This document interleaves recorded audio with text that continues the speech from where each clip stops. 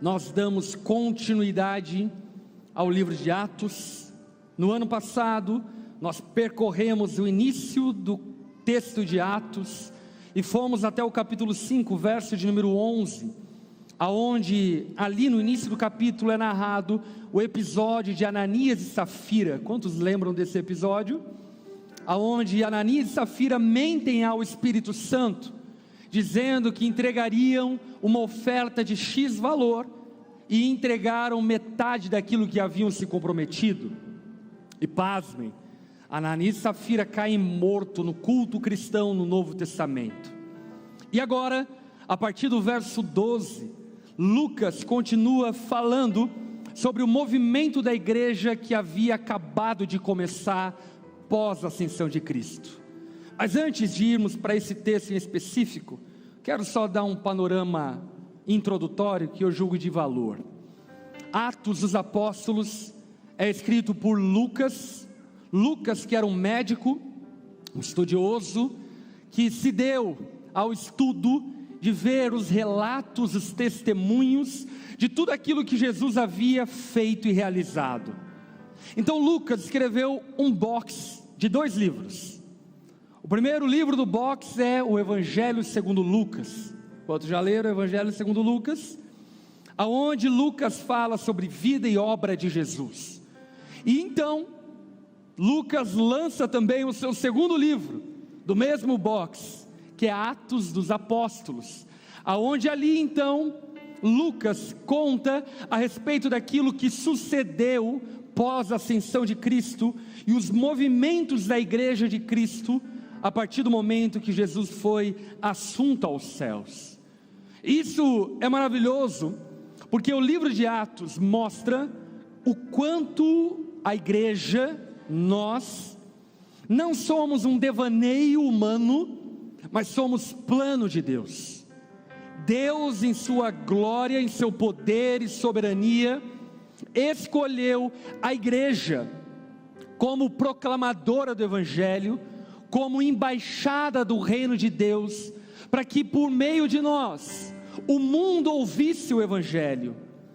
Então, em Atos, no capítulo 1, é narrado alguns poucos irmãos, dezenas de crentes, reunidos em oração, esperando o cumprimento da promessa. Então, de repente, Atos capítulo 2, a palavra de Deus narra que o Espírito Santo vem sobre a igreja, e a igreja é cheia do Espírito, de tal maneira que aqueles crentes, os líderes da igreja, iam por toda parte realizando sinais e maravilhas, e muitas pessoas iam sendo salvas. No capítulo 2 de Atos é narrado que a igreja somava naquele período inicial cerca de 3.000 membros, que haviam crido no Evangelho e depois então se batizado. A partir dali, então, os apóstolos começam a andar por Jerusalém, fazer milagres, pregar o Evangelho, e causa certo transtorno, porque os religiosos da época invejaram aquilo que estava acontecendo por meio da igreja. Então você se lembra do episódio aonde Pedro e João são presos, e é primeiro ato de perseguição contra a igreja no livro de Atos, e a igreja continuou reunida naquela madrugada, enquanto Pedro e João haviam sido presos. E por que eles foram presos? Porque curaram um paralítico, e aquilo gerou ciúme e inveja nos líderes farisaicos daquele tempo. Eles então foram lançados na cadeia, e na cadeia a igreja orou por Pedro e João, e a oração da igreja está descrita em Atos 4, 29, aonde a palavra de Deus diz: agora, Senhor, ouve as ameaças deles, e concede a teus servos coragem. Repita comigo: coragem. A igreja clamou por coragem para anunciar a tua palavra.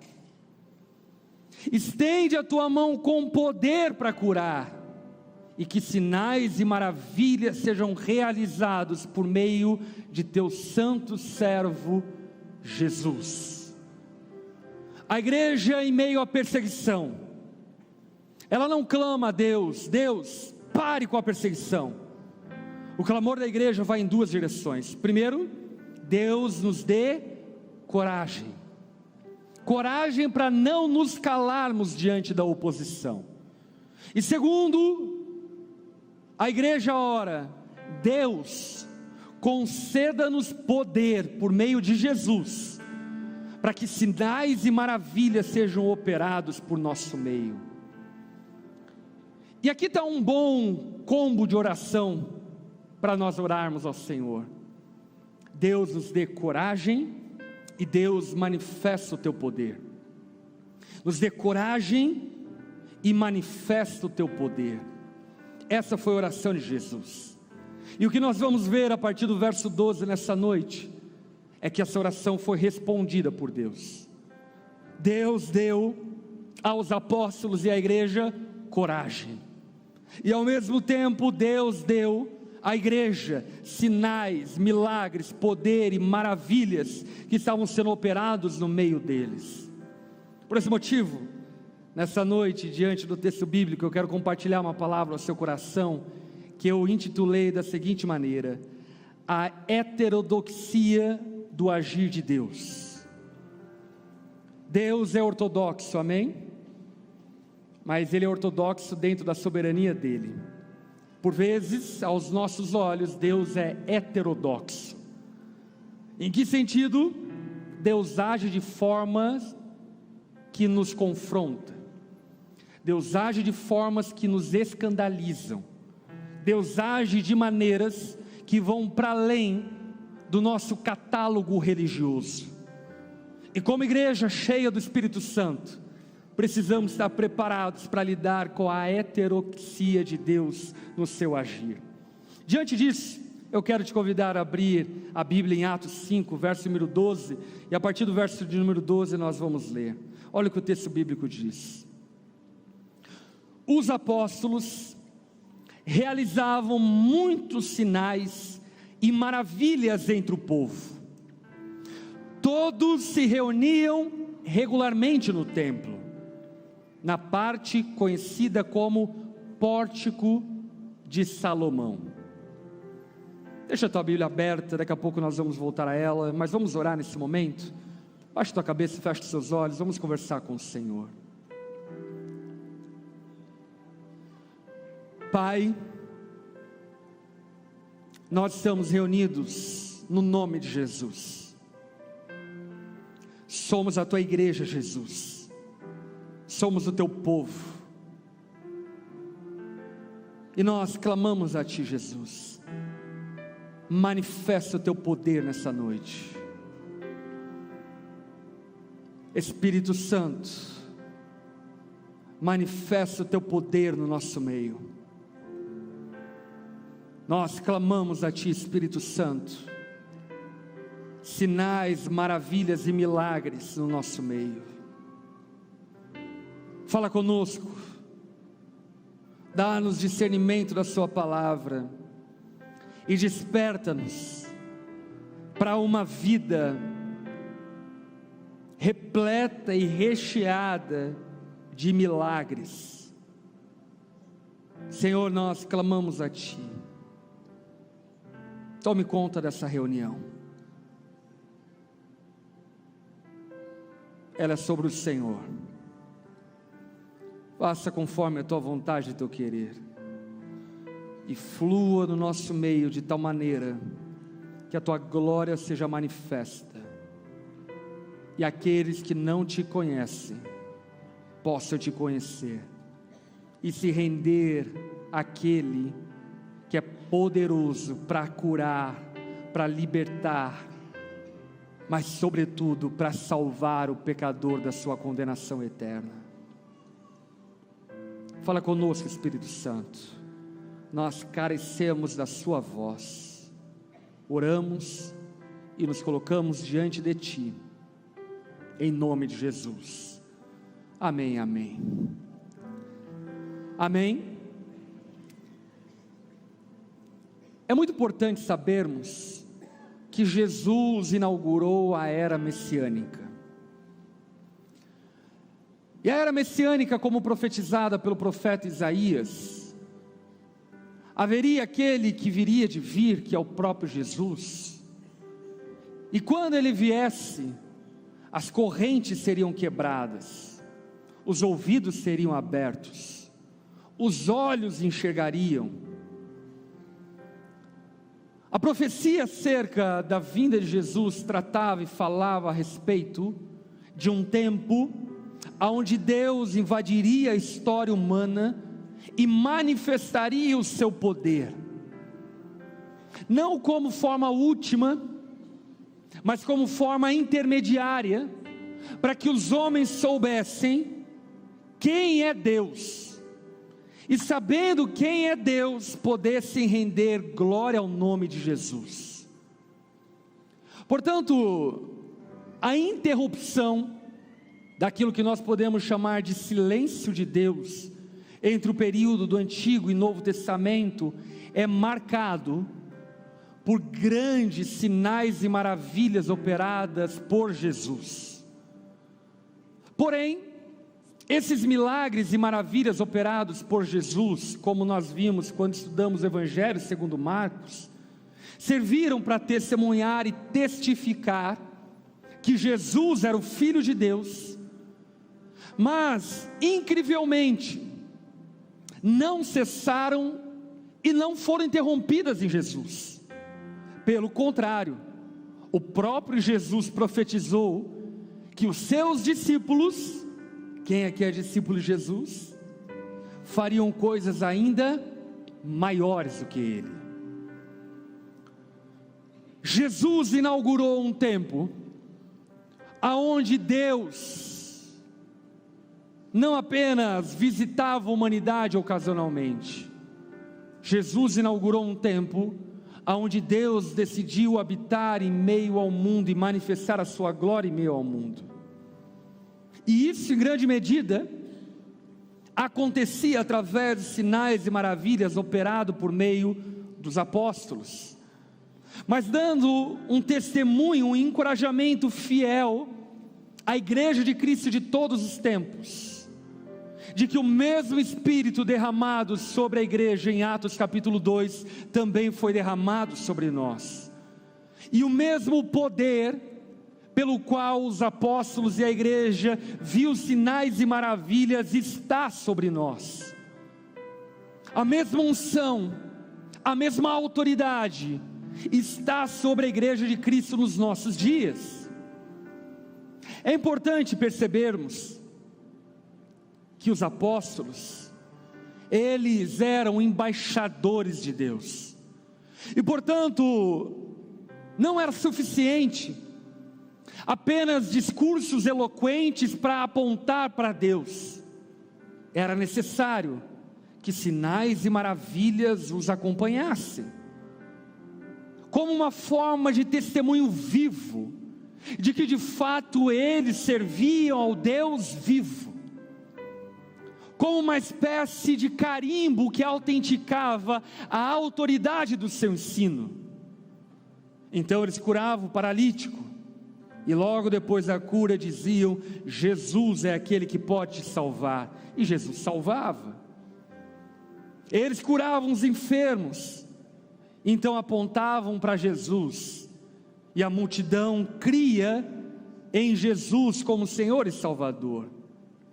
Diante disso, um comentarista bíblico muito respeitado, chamado Adolf Paul, ele diz o seguinte: um apóstolo não é apenas um pensador, professor, pregador, mas sobretudo um embaixador, que tem de agir com palavra e ação conforme a incumbência de seu Senhor. Portanto, é claro que o colégio apostólico do primeiro século precisou de um favor especial de Deus, uma vez que a igreja estava em extremo descrédito, porque era nova. Esse movimento chamado caminho era novo, as pessoas não entendiam muito bem o que estava acontecendo, então eles precisaram ser revestidos de poder e autoridade para poderem pregar e anunciar o Evangelho. Porém, Eles, enquanto embaixadores, não apenas foram os exclusivos embaixadores, mas pelo contrário, a palavra de Deus fala que a igreja de Cristo é embaixada do reino de Deus. Olha para quem está ao teu lado e diga: você está pisando na embaixada do reino de Deus. Você sabe o que é uma embaixada? Uma embaixada é um órgão oficial que representa a sua nação em uma terra estrangeira. E quando você entra em uma embaixada, por exemplo, brasileira nos Estados Unidos, ainda que você esteja nos Estados Unidos, quando você entra naquela embaixada, você está oficialmente no Brasil. É o território brasileiro fora do Brasil. Quando a palavra de Deus fala que a igreja de Cristo é embaixada do reino, o que a palavra de Deus está dizendo é que quando nós pisamos a comunhão da igreja, nós estamos pisando no reino de Deus. Quando nós pisamos aonde a igreja está reunida, nós pisamos aonde Deus governa.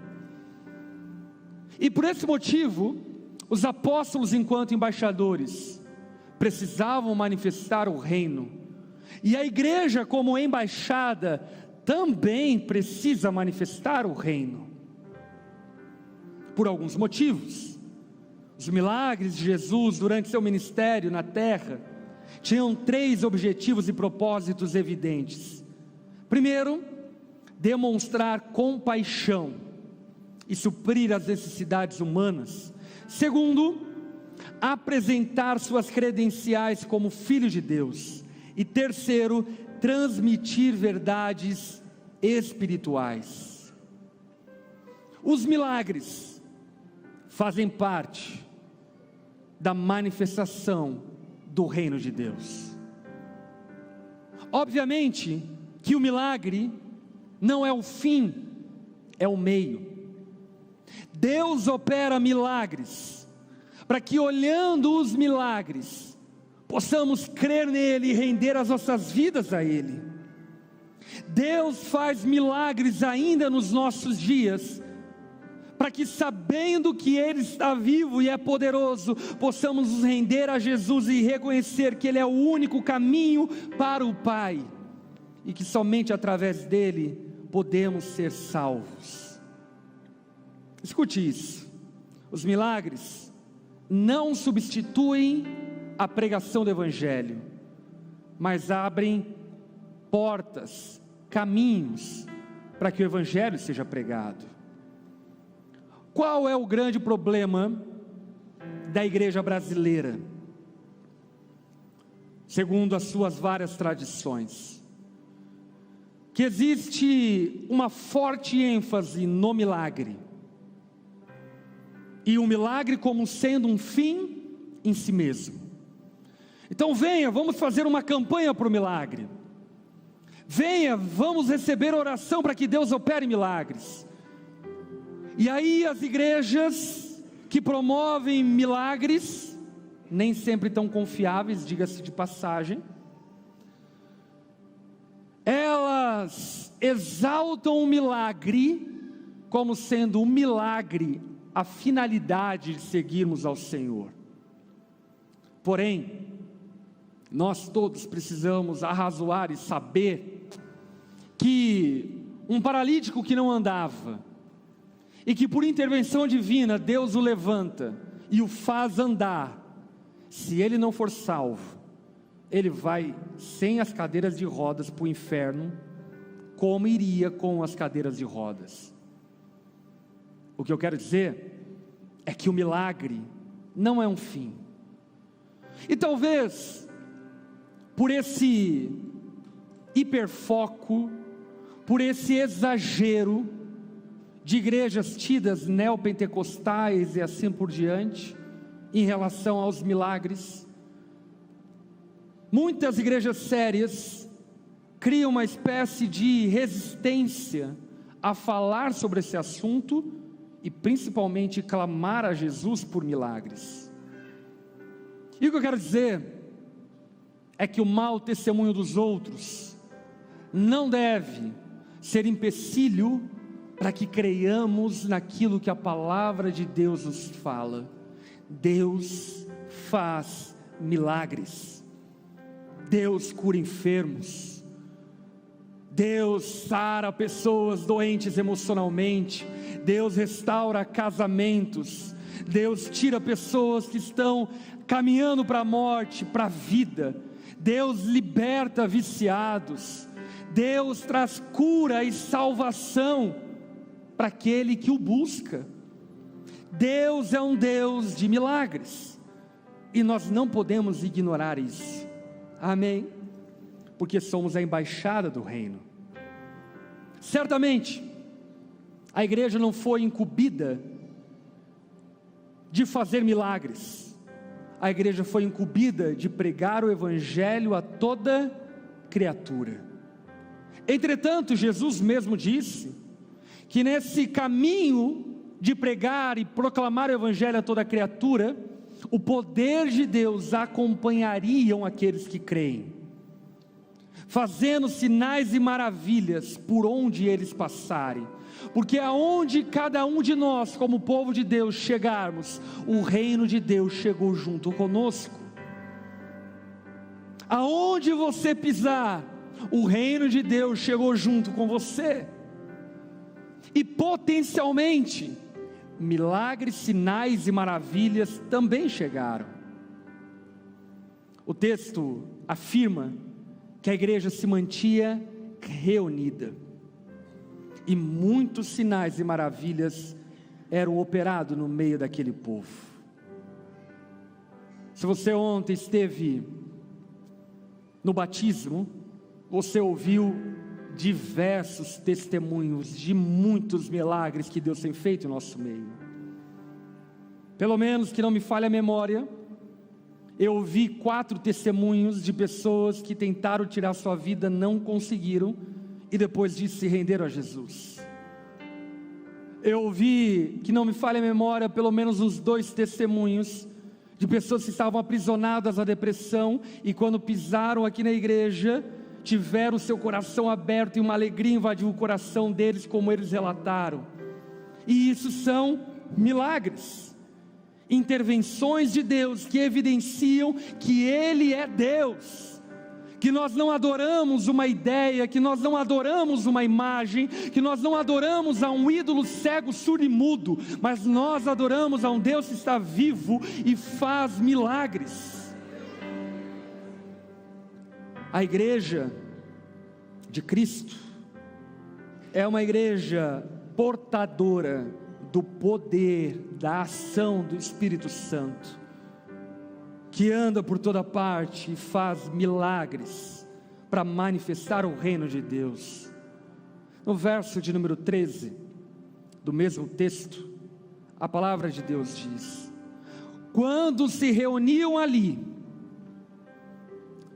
só para você entender como era a dinâmica da organização da igreja do primeiro século. Basicamente a Bíblia fala que eles se reuniam de casa em casa, em espécie de grupos pequenos, e também se reuniam em uma grande reunião no pátio do templo, aonde essa grande reunião, dia após dia, foi sendo acrescida, e muitas pessoas começaram a chegar na esplanada do templo, que era um lugar enorme, feito uma praça pública. Então, acerca dessa reunião pública da igreja como um todo, quando eles se reuniam ali, ninguém mais tinha coragem de juntar-se a eles, embora o povo os tivesse em alta consideração. E aqui está um retrato um tanto quanto curioso da igreja. Eles tinham a simpatia de todos. As pessoas olhavam para aquilo que eles faziam e viviam e diziam: uau, aquilo que eles vivem é maravilhoso, Deus está no meio deles. Lembra do Juquinha? Então, o Juquinha não enxergava, ele foi até a reunião dos crentes e está enxergando. Lembra do fulano? O fulano não queria saber da vida, mas ele foi até a reunião dos crentes e voltou diferente.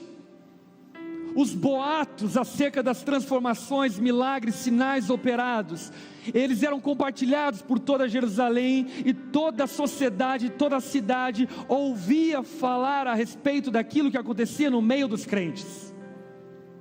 Entretanto, ainda que eles eram reconhecidos e vistos como pessoas que estavam vivendo algo muito genuíno e verdadeiro, a palavra de Deus fala que muitos não iam até a reunião porque tinham medo. E isso é curioso. Deus estava no meio deles, mas alguns tinham medo. Será que eles tinham medo de quando visitantes pela primeira vez, Pedro chamar para subir no palco e se apresentar para todo mundo? Qual era o motivo do medo? Textualmente, hermeneuticamente, a gente pode interpretar o texto da seguinte forma: primeira possibilidade, temor. Porque antes do verso número 12, no início do capítulo, na reunião dos crentes aconteceu uma coisa. O que aconteceu? 2 caíram mortos, porque mentiram para Deus. Primeira possibilidade era temor. As pessoas olhavam e diziam: estou cheio de problema na minha vida, vai que eu vou e Deus me mata também. Mas segundo e mais possível, sabe o que era? O medo do preço de seguir Jesus.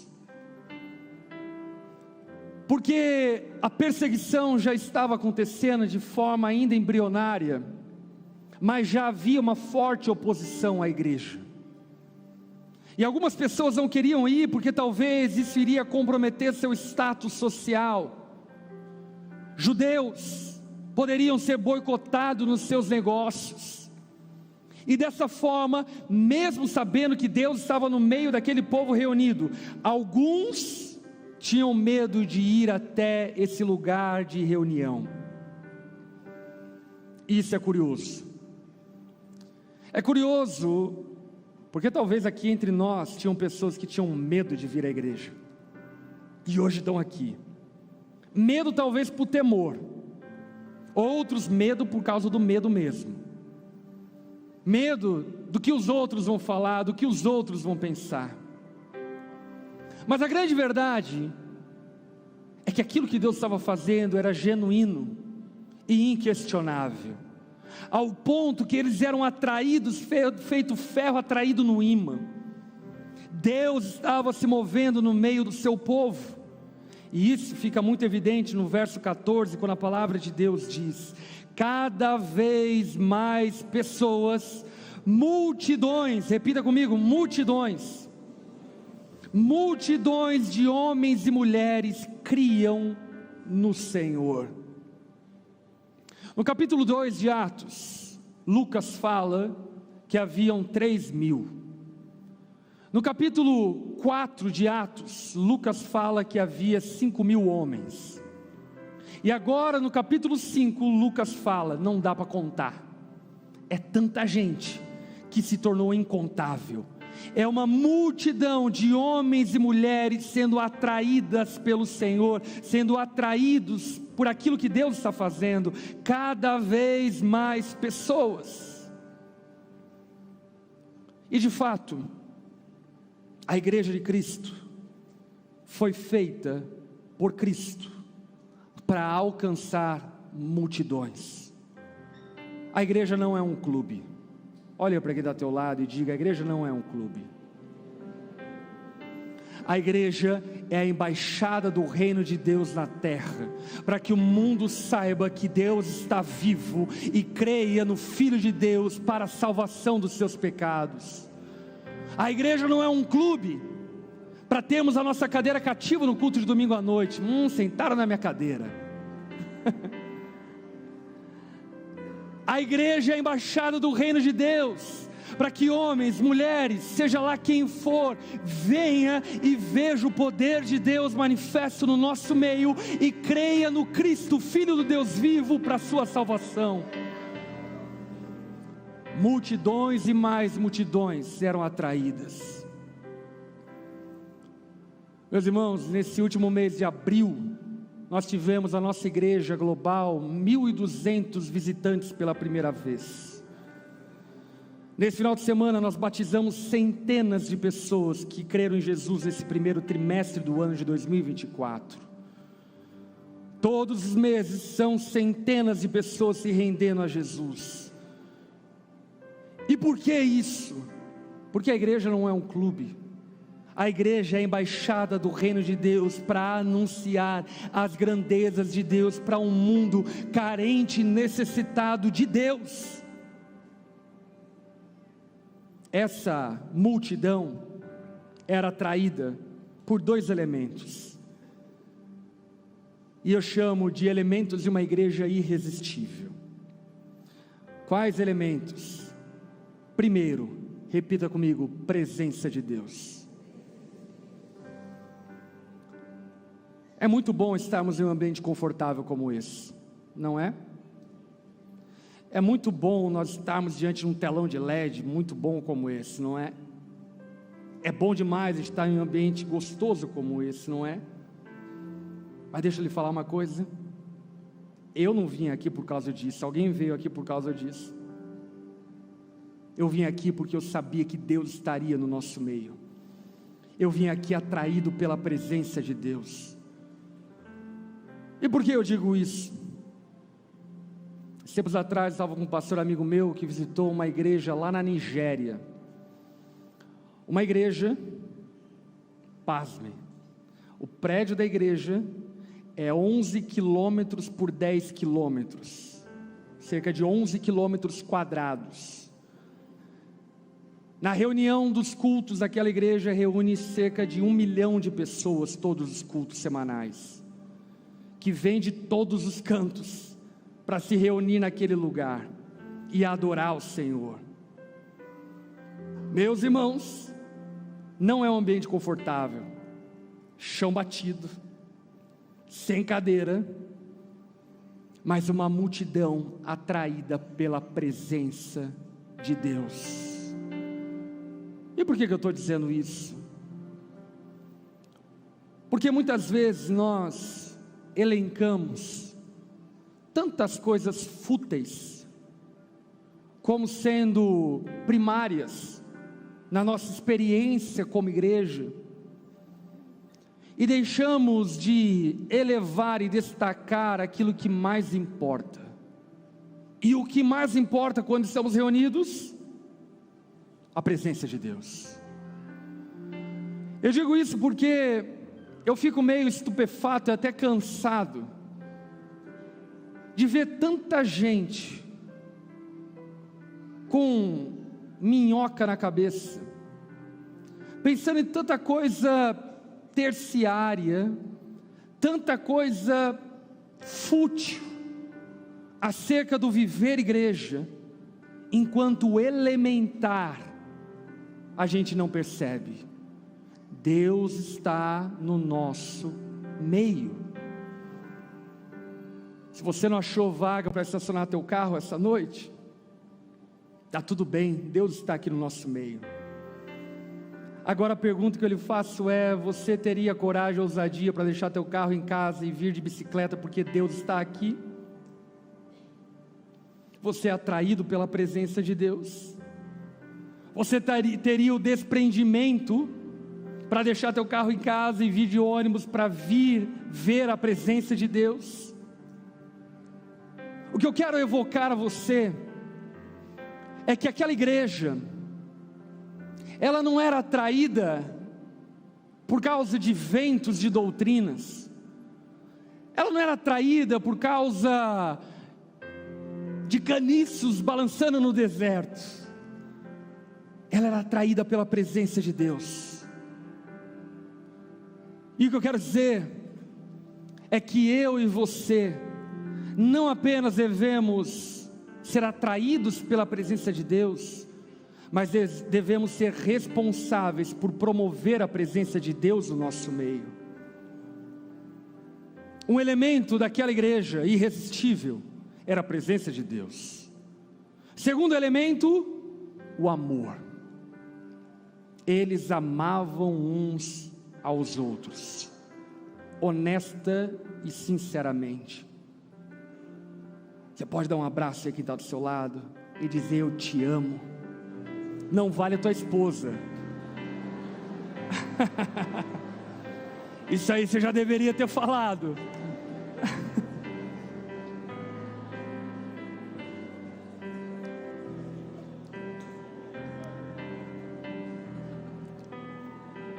Aquela igreja era irresistível. As pessoas ouviam falar do mover de Deus, porque a presença de Deus estava no meio deles, porque eles se moviam em amor, em serviço uns aos outros.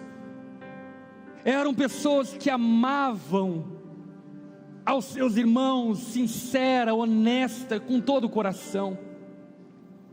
E sabe, gente, na nossa igreja tem tantas pessoas tão amorosas, tão amorosas. Se você vir durante a semana, durante a noite, você vai ver voluntários pintando o chão que você está pisando. Ninguém sabe disso.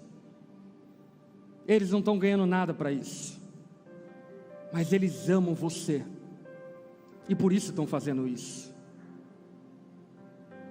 Gente que deixa de assistir o culto para poder cuidar do teu filho. Quer maior amor do que esse? Gente que te ama de verdade.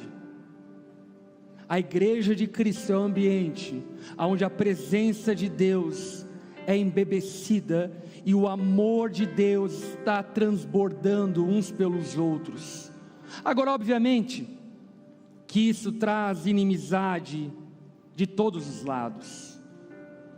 Aquela igreja irresistível estava sendo perseguida.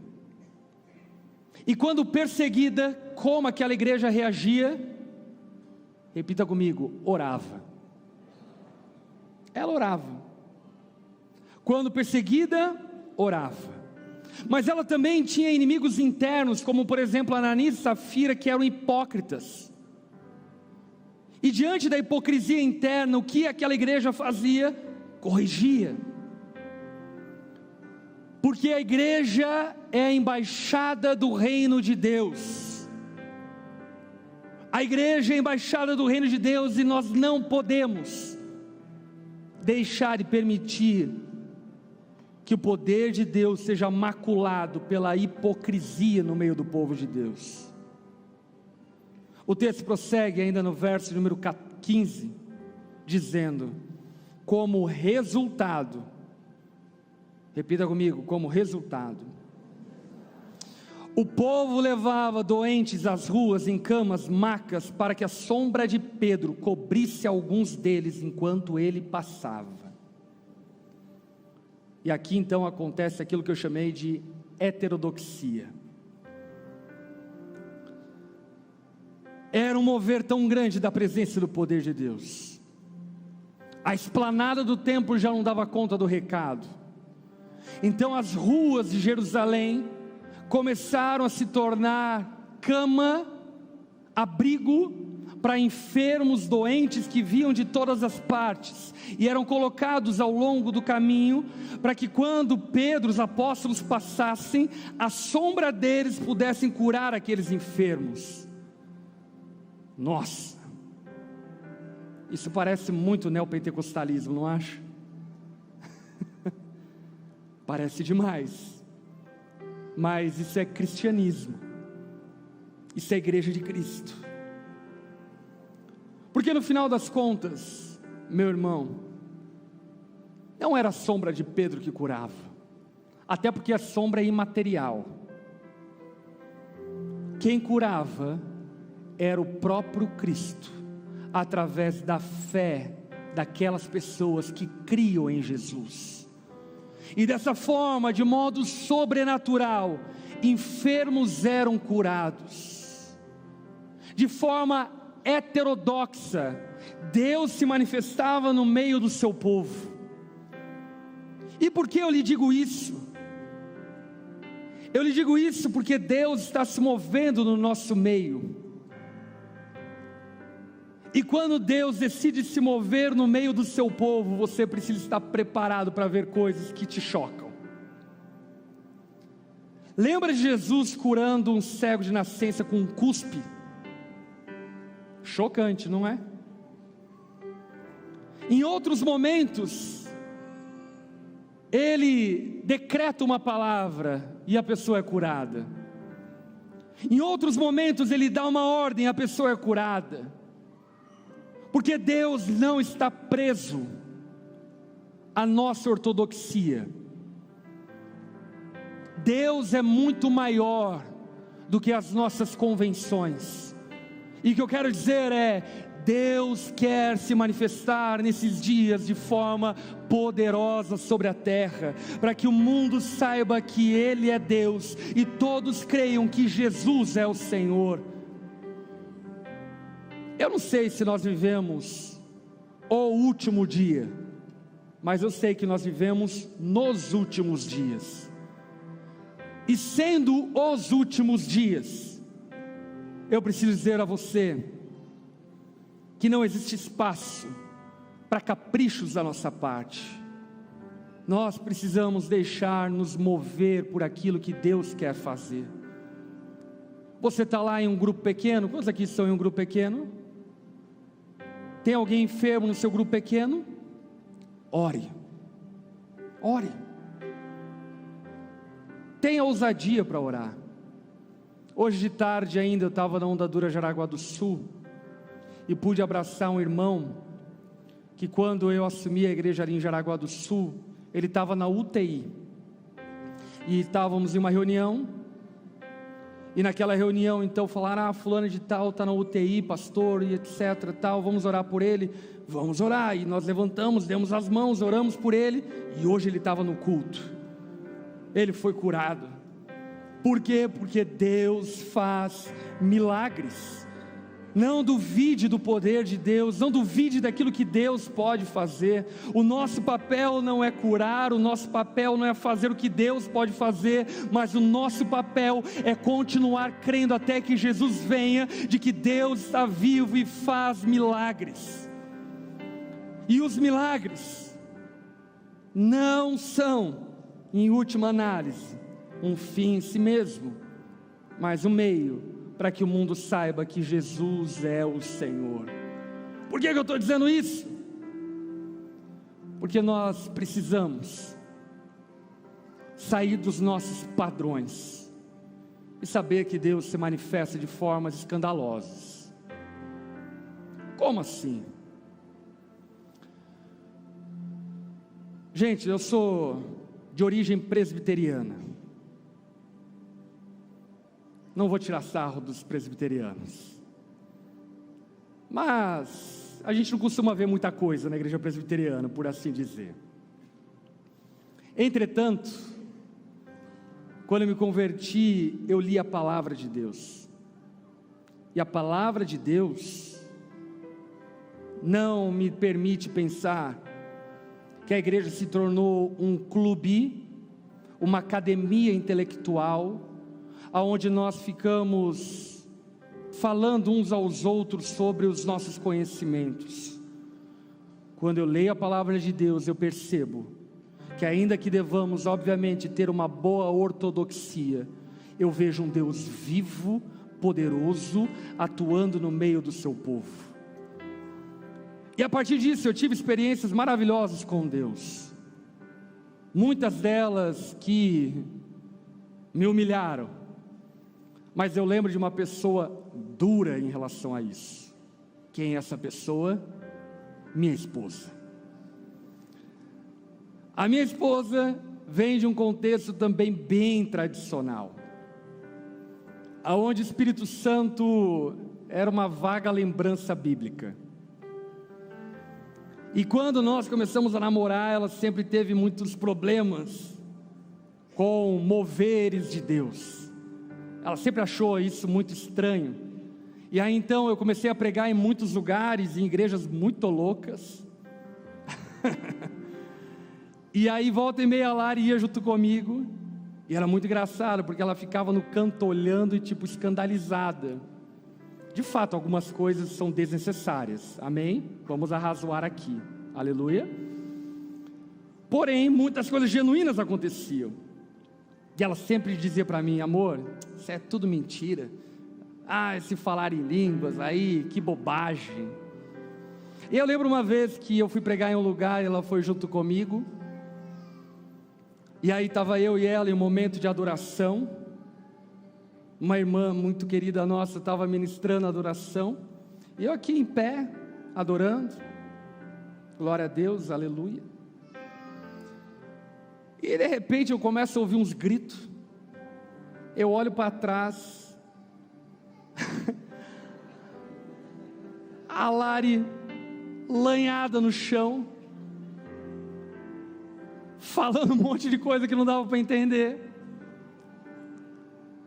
e de uma forma poderosa naquela noite ela teve um encontro com Deus. E aí eu lembro que depois que ela voltou à sobriedade, por assim dizer, eu disse para ela: você sabe por que Deus fez isso, né? Ela falou: por quê? Porque Ele queria te humilhar, te jogar na cara, sobre o quanto você era incrédula a respeito daquilo que Deus pode fazer. O que eu quero dizer a vocês é que o fato da sombra de Pedro curar escandaliza, mas escandaliza para que saibamos que Deus pode fazer qualquer coisa, de qualquer jeito, em qualquer tempo, de qualquer forma. Deus é um Deus vivo e não está condicionado aos nossos achismos e padrões. Deus não está condicionado aos nossos paradigmas. Deus, aliás, é especialista em quebrar paradigmas. No verso de número 16, o texto, ele encerra dizendo: muita gente vinha das cidades ao redor de Jerusalém, trazendo doentes, atormentados por espíritos impuros, e todos eram curados. Lucas agora aponta para o fato de que não era apenas Jerusalém, o evangelho estava sendo esparramado. Aliás, hoje pela madrugada nós tivemos o nosso primeiro grupo pequeno presencial no Japão, em Suzuka. Glória a Deus por isso. Você pode dar uma salva de palmas.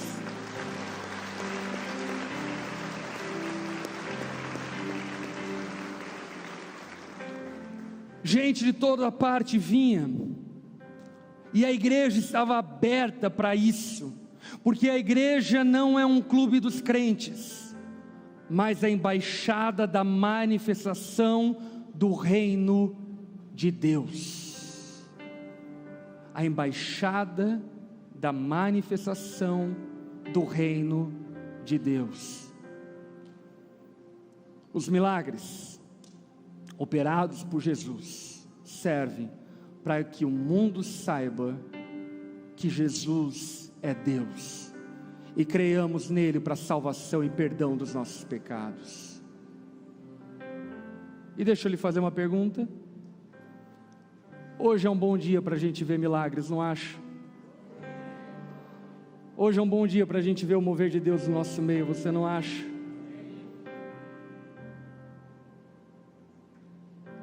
Se existem pessoas aqui entre nós que precisam de um milagre, precisam que Deus faça alguma coisa, eu não sei qual é a razão, qual é o motivo, se é de ordem emocional, física, espiritual, mas se você precisa que Deus faça um milagre na sua vida, levante uma das suas mãos do seu lugar. Levante uma das suas mãos, vamos lá, creia, o Senhor é poderoso. Você que levantou a sua mão, sai do seu lugar, vem aqui à frente.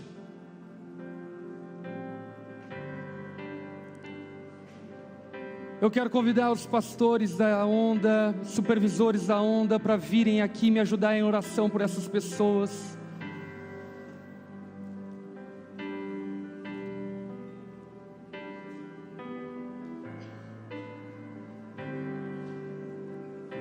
Supervisores, pastores da onda, venham aqui ajudar. Apacentadores, se quiserem vir ajudar, também venham. Pode vir aqui mais para o meio.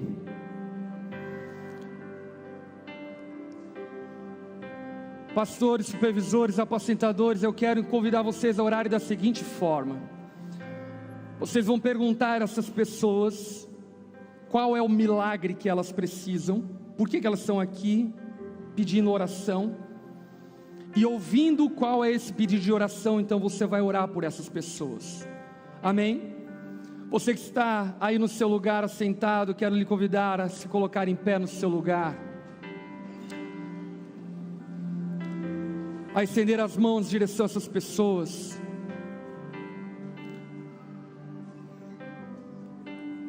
E começar a clamar ao Senhor graça, poder, manifestação de cura, poder, sinais, maravilhas sobre a vida desses irmãos. Tem pessoas aqui ainda sozinhas, se houverem apacentadores, venham aqui. Na medida em que vocês forem recebendo oração, vocês podem voltar para o lugar de vocês.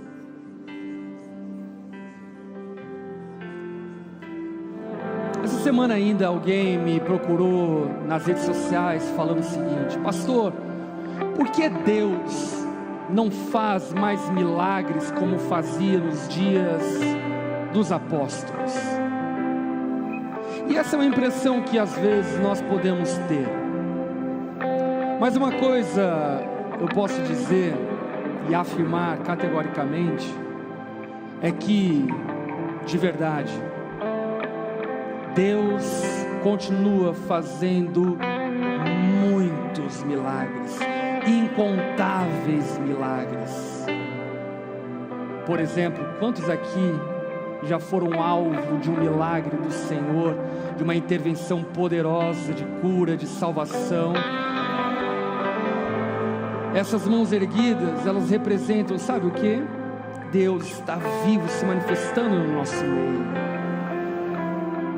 Eu já vi diversas curas físicas acontecendo, eu já vi diversas curas emocionais acontecendo, já vi mulheres que não podiam ter filhos vi homens que não podiam ter filhos tendo filhos, já vi portas que aparentemente ninguém poderia abrir sendo abertas, porque Deus faz milagres.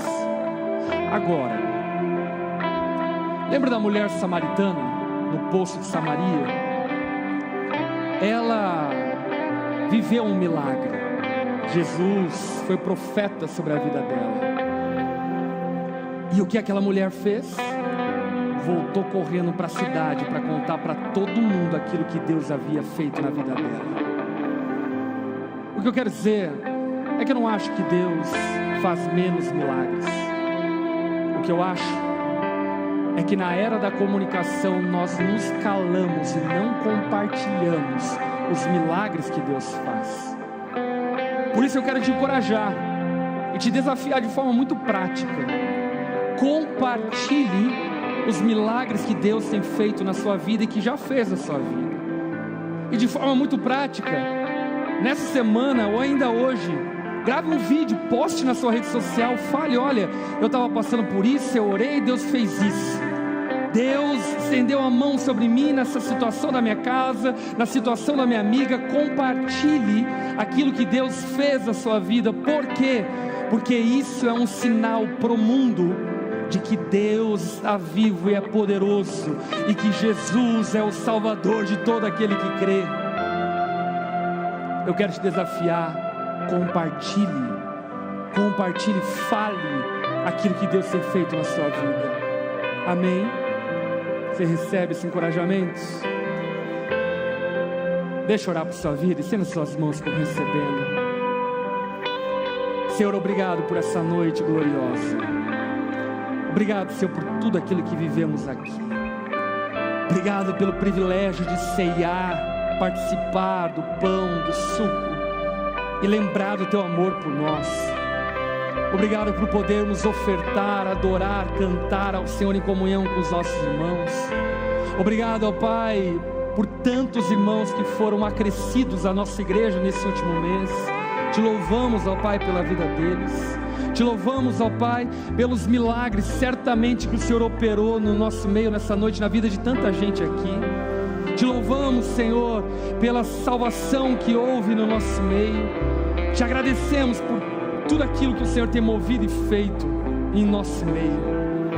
Que o Senhor possa mover-nos como moveu a igreja primitiva, mover-nos o poder do Espírito, para que tragamos uma multidão de pessoas que precisam ouvir e ver o Teu poder manifesto. Nós oramos e nos colocamos diante do Senhor dessa forma. Usa-nos como instrumentos da manifestação do Teu reino. Que Teu amor, Pai, seja sobre nós. Que a graça e a paz de Jesus nos acompanhe. Que o consolo e presença do Espírito Santo seja conosco por onde formos. Para a glória do nome de Jesus que nós oramos. Amém e amém. Amém. Você foi abençoado essa noite? Dê uma salva de palmas a Jesus. Aleluia. Ele é digno de toda a honra, toda a glória, todo o louvor. Glória a Deus. Abrace o máximo de pessoas que você puder. Deseja a eles uma semana maravilhosa. Que Deus abençoe a sua vida. Deus abençoe a tua casa no nome de Jesus.